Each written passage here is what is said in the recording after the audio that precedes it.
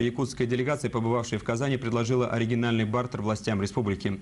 В обмен на меховые изделия, валенки и водку якуты готовы поставлять жетоны из золота 750-й пробы, которые выпускаются в республике Саха вместо нехватающих денег.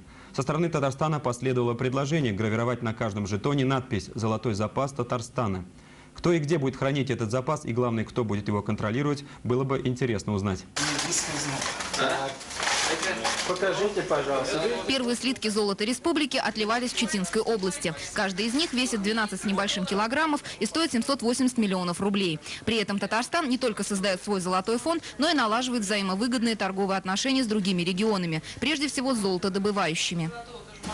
И самое главное, мы его не за деньги купили, а, так сказать, обменяли на тот товар, который есть в республике. Это тоже положительный момент.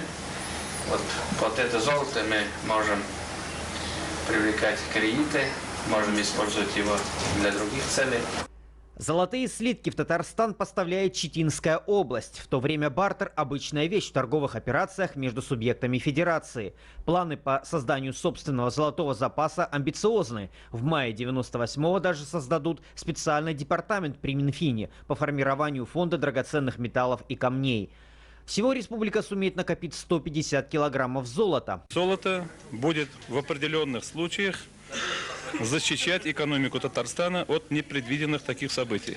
Однако финансовый кризис августа 98-го года положит конец этим начинаниям. Для погашения внешнего долга Татарстан будет вынужден продать свое золото за 32 миллиона рублей.